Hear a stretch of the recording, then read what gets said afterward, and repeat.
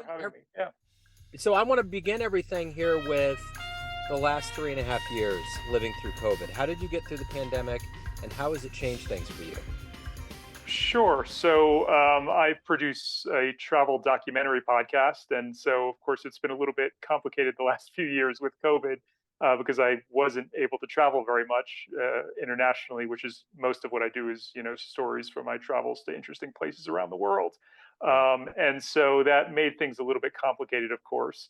It took a bit of creativity. I did, for example, a series looking at just the situation with COVID-19 around the world, and so I had friends and colleagues in different countries just record voice memos with their phones, their iPhones or whatever, and send me their recordings of just describing what the situation is like in their part of the world. And I know a lot of people in a lot of different places, and so people sent me recordings from everywhere from Haiti to Lithuania to Guam to Wow. parts of the world that people don't usually hear about, and just some really interesting stories about what the situation was like in these places that kind of never make the news. So I did some things like that. I also did some kind of adventuring and exploring a little bit closer to home. My program, my podcast is called Far From Home, but I did some kind of close to home adventuring. For example, I did an episode where I went with some people just kind of exploring the subterranean, like storm drains in the town next to me, just like climbing under the town. So that was kind of fascinating. So, you don't have to go far necessarily to have an adventure. Like there's things all around us that we never even think about, maybe parts of town or just down the block or whatever that, we've never even explored. So although my preference is to go to a different country and a foreign culture and language and food and everything, there are ways to find adventures right in your own backyard. And I think that's the thing that's fascinating about this modern advent of journalism and documenting the way we're living is that we've gotten away from all of these corporate structures and all of these major entities. And if you're good enough at what you do, you can be a citizen journalist and really expose a lot of things. And with a camera in your pocket or any of these other devices, when I think about when I started in journalism back in the 90s, man, we've come a billion miles away from that, and it's made everything more accessible with the way we can reach people. I mean, have you ever thought about how fascinating that is in this 2023 era? Oh, sure, certainly. I mean, I originally started out doing, television and video back when I was in college. Like that's what I studied. But then I decided to just get more into like originally radio, now podcasting, just because it's so easy to produce. You don't need a whole crew of people, though I guess people are doing video as a one-man band nowadays. But audio historically has always been something that I could just do as an individual. I just have my little handheld recorder. It's small enough to fit in my pocket. I can go anywhere, record anything, capture these amazing stories and adventures wherever I go. I'm a big fan of, really capturing sound out in the field. What I do is not just an interview podcast, like it's a documentary kind of thing, but I could capture really good quality digital audio wherever I am. And then the other part of it is just, some kind of creativity where, you can find these interesting stories just by just being curious and asking questions and exploring things that just things around you that you never even think about just asking questions that most people wouldn't think to ask and finding these kind of stories that are below the surface. I really like doing that. Are you familiar with Rick Steves, the PBS travel Yeah, guru? Okay. sure, certainly. So my most famous brush in when I was on the road, I was in Vernazza, Italy. I think it was 2 days after 9/11. It was September 13th, 2001. And I had read his travel books and really got into it. I'm like, there's no way that's Rick Steves. And there he is. He's right there in that village. Just saw him right there getting ready to do a broadcast. But it was interesting and all of the calamity and unknowns. And I can't even get to the full story of how I finally got home. But of all the people on the planet to run into while they're doing their thing was Rick Steves. It was pretty cool. So Yeah, yeah, yeah. um, so let me ask you this. If I put you in front of a bunch of third graders at a career day, one of the kids looks up and says, "What do you do for a living?" How do you make that digestible and understandable to them? I've actually been in that exact situation. About 6 months ago, I was asked to speak at a career day. Actually, a little bit older. It was middle school students. Yeah. But what I do, I mean, I'm a storyteller. I'm a journalist, but not a journalist in the sense of reporting news, though I've certainly done that in the past. But what I do more is find interesting stories. I love travel. I've always loved traveling. I like experiencing different places, different cultures, people, food. And so I like to kind of put myself in other people's shoes to kind of see how they live, and just experience all the different ways there are to live in this world.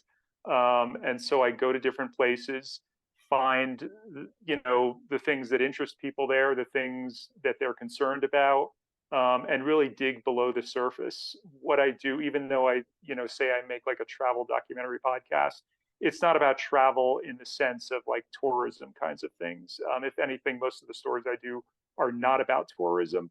They're about places and situations that most tourists would not go.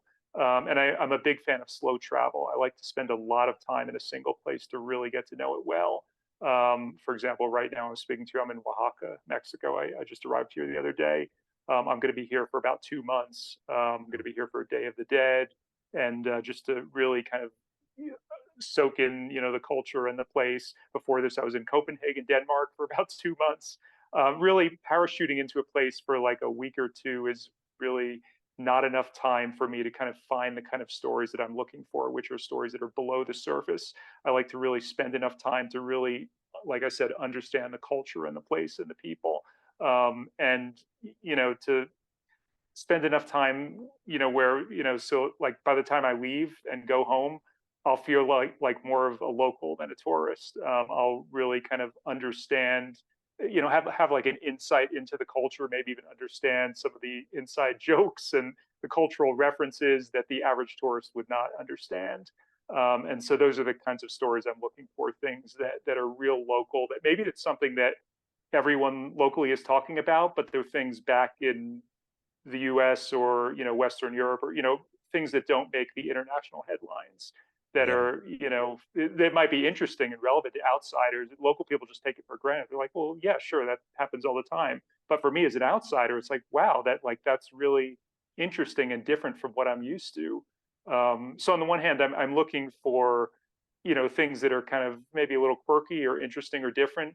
But on the other hand, I think the big kind of theme of my show is that no matter where you go, despite people's cultural, political, geographic, religious differences, on some level, we're all the same. People are Yeah. just people. And I'm just trying to introduce my listeners and my audience to other people and other cultures which they might have never experienced before, put themselves in other people's shoes, and really to build empathy in the end is what it's all about. That's wonderful. What a great mission, man. So what did you want to be in the third grade? Oh, I had all kinds of random things. I was into magic. I wanted to be a magician.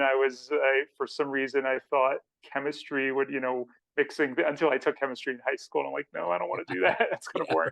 right. I wanted, what else did I want? I don't even know. There was all sorts of crazy things I wanted to be. And then as I got older, like I said, originally, like in high school and college, I started out, being interested in TV and video, and then I just kind of found my way into radio and audio, just because it seemed like cheaper, easier to produce. And I just happened to know someone who worked at a radio station, and how that connection started down that path and haven't turned back. I really like audio and radio. Well, originally radio. Now it's more podcasting nowadays. I haven't done work in traditional radio in a few years now. But I really like it because it forces you to use your imagination. Yeah. Whereas with video, you just have all the pictures right there for someone. Whereas it's often said that radio or audio or podcasting is the most intimate medium, because people hear these voices and they don't necessarily have the stereotypes, because they're not seeing what someone looks like, but they're forming these images in their head. And so it's very intimate, because these are images that are very personal to each listener, in their mind. And so you could, in some ways, connect with the people whose voices you're hearing on a much deeper level. There are still some great things, I think, about TV and video, where adding that visual medium does give more creative possibilities, in some ways, and it would be a lot easier to tell stories. And, sometimes if I could just show the pictures, where I didn't necessarily need a really good story to go along with everything. I could just show, this really cool place, and it's sometimes hard to capture the descriptions just through words alone, and through sound alone. So it does make my job a little bit challenging sometimes, but it also forces me to really focus on stories instead of just, capturing pretty pictures or something to really Yeah. kind of focus on the heart of kind of what is the subject matter, and what's the point of what I'm doing. Where were you born and raised? I was born and raised in northern New Jersey, just outside of New York City. Lived there as a child and went to school in Boston. Also went to school for a short time up in Portland, Maine, where I studied radio documentary. Got a job at a radio station down in Washington, D.C. for about a year. Then randomly got a job as a young kid as a news director at a public radio station in near Oklahoma City. I got out of the blue. Was there for almost 5 years, and then before making my way back to the East Coast, back to where I was originally from, and did some reporting after Superstorm Sandy, which was a big thing that hit the New York area back in 2012. Spent a few years covering kind of doing investigative reporting, covering the long-term recovery and rebuilding process in New Jersey, and eventually, migrated from radio more into podcasting. And I realized at a certain point that the most interesting experiences I've ever had as a journalist have been when I've been abroad. And so I really decided to focus on that more kind of international reporting. And, podcasting became a thing. So I started my own show, Far From Home, back in 2016 to be able to document these stories from my journeys around the world. So who's been a hero for you in your life? Oh, that's a hard question. I don't know if there's a one hero that comes to mind right off the top of my head. There's certainly well-known journalists who I've looked up to. And it's weird because what I do is kind of a hybrid of a bunch of different things. Like it's part documentary, part journalism, part travel, and so I kind of take little bits of influences from all different fields. I mean, obviously there are people like Anthony Bourdain, who I really admire his work. Really tapping in deep to the local culture and having a deep appreciation for the places and the people, and of course the food that he experienced in his travels around the world. There's some really good journalists. I'm a big fan of narrative journalism. Not just kind of reporting the story, but really not just reporting the news, but really telling the story, deep below it. And like using a narrative element, like hearing people's first person voices and their experiences as a way to kind of understand the issues. And so there's, podcasts that I really like that do that sort of thing that I've really taken, taking little bits from. So I think what I do is kind of an amalgam of lots of different things, different kind of influences I've had, and I've just kind of combined them all to kind of find my own voice for what I do. Sorry, your audio Or, just cut sorry out. about There that. we go. Sorry. Yep. So in your journalistic heart, if you can meet anybody alive on the planet right now and cover them or interview them or just have time with them, who would it be? Ooh, that's a tough question. If I can meet any, I mean, like I said, I would love to go back and meet Anthony Bourdain if he were still Sure. around. That'll work. Um, Yeah. yeah, yeah. I mean, like I said, I really admired his approach to, you know, just I think because what I do, I meet all different sorts of people. I run in all these different circles. Like I said, the journalism circles, the documentary circles, the travel circles, and I feel like, particularly in the travel world, I've recently become acquainted with this group of like hardcore travelers, people who have like either been to or are aspiring to travel to every single country in the world. And um and I'm a little bit, I don't know, I feel a little bit conflicted because with some of them I feel like it's almost like a game. Like it seems like there's a danger. I'm not saying this is the case for everyone, but I feel like there is a danger there of kind of having a colonial mindset where you're just like collecting countries and Yeah. just like checking countries off a list. And I really, what I try to do is I really try to have a profound respect for every place that I visit, for the people I visit, for the culture I visit. And I may not necessarily like every place I go to, but I try to enter with an open mind and to Yeah. really kind of appreciate the place. And I think that's what Anthony Bourdain did. He really tried to understand, it might be a developing country, there might be a lot of problems, but to really just respect the culture and the people, and to, just try to have an appreciation, try to see the best in everything. That doesn't mean you're not going to have judgments and, think that some places are better than others or like certain places more than others, but at least to have that open mind. So I really respect that, and I try to emulate that in my work. So what's been one of the most surprising places that you've ever been to? Like whether it's beautiful or there was a story you didn't expect, an offshoot of a story you were going for. Was there a moment like that? Oh, there's been so many. I uh, I mean, I took this crazy road trip back in 2016. This is actually how I started my podcast, where I decided to document this crazy journey that I was taking. I was taking this road trip for charity with my brother and some friends. We decided to drive in a little tiny car all the way from the UK to Mongolia. Wow. It was about 11,000 miles. And then for some crazy reason, I decided to drive all the way back. So that was another 7,000 miles. So it was 18,000 miles round trip, 29,000 kilometers, Wow. in this little tiny car through, I think it was like 21 countries. Wow. And so I saw a lot on that journey that and a large chunk of the world that most Americans and Westerners never see, all of Central Asia, all like the stands that, that people never visit. And there were a lot of places that, like my father and, friends and people back home were a little bit concerned about me going to places like Iran, visiting as an American tourist, driving across Iran. And I mean, there was never a moment where I really felt unsafe. And it was the nicest, friendliest people I've ever met in all of my travels. Just a sense of Persian hospitality. Just complete strangers would meet you, and they chat with you for 5 minutes. They're so excited to meet Americans. They'd never met an American before. They wanted to practice their English. And after chatting with them for 5 minutes, they're suddenly inviting you to come to their home, come for tea, come for dinner, stay with them, meet their family. Just a sense of Persian hospitality was just incredible, totally breaking down whatever negative stereotypes Americans or Westerners would have about a place like Iran.